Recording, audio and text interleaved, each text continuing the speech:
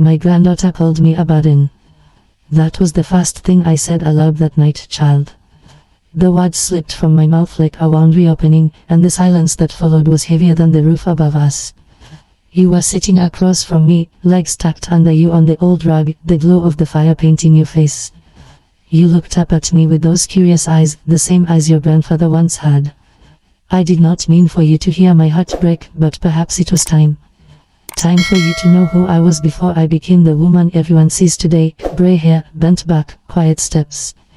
Time for you to know that before they called me a burden, I carried more weight than any of them could ever imagine. It was last winter, cold enough to freeze the windows from inside. I had Clara, yes, your Aunt Clara, speaking low but sharp, her voice like a knife. She thought I was asleep in the next room. She's useless now, Clara said. All she does is sit in that chair, knitting and sighing. We are the ones paying the bills, cooking the meals. What's the point of keeping her here? And then, Michael, my own son, your father, stayed quiet. Quiet, child. Silence can cut deeper than words. I lay there in the dark, staring at the ceiling, and I thought about all the nights I walked miles in the snow to bring food home. I thought of the hours my hands bled scrubbing floors so he could have shoes without holes. I thought of your grandfather, gone too soon, and how I kept this family alive when the world seemed set on taking everything. And now, to them, I was a burden. But you see, child, I did not shout. I did not weep in front of them. Instead, I sat very still and listened to every cruel syllable. I stored it away like one stores dry wood for winter, knowing someday it would burn. The next morning, when the house was still hushed, I heard a knock at the door. Not gentle, not polite, but heavy, urgent. My heart leapt, because in that sound, I knew something had shifted. But before I tell you what came with that knock, you must understand how I came to this place. You must know the path that carried me from a young girl with nothing but hope in her pocket to an old woman with scars hidden beneath. I was born in a town smaller than this one, in a house with walls soaking the wind sun through them every night. My mother died when I was 10. My father was a kind man but poor, and poverty has a way of stripping kindness until nothing is left but survival. By 15, I was working in kitchens, my hands blistered from scrubbing iron pots, my feet swollen from standing all day. But I dreamed, child. I dreamed of a family of my own, of a warm home filled with laughter. And when I met your grandfather, John, I thought my prayers had been answered. He was strong, not just in his arms but in his heart. He held my hands like they were treasures, even though they were rough and scarred. We married young, too young some said, but love does not follow calendars. Life gave us little and asked much. John worked the mills, I sewed clothes for neighbors. We saved every penny, not for ourselves, but for the children we hoped to raise better than we had been raised. Then came Michael. I held him in my arms and thought, here is my reason. Here is my proof that all the pain has meaning. But life is never kind for long. John fell sick when Michael was only 6. The doctors spoke of lungs filled with dust from the mills, of days numbered.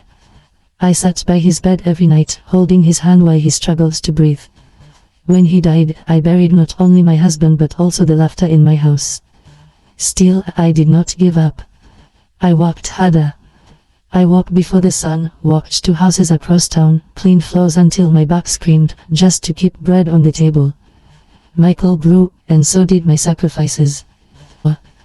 I tell you all this, child, not for pity but for truth. Because one day, you will hear whispers too.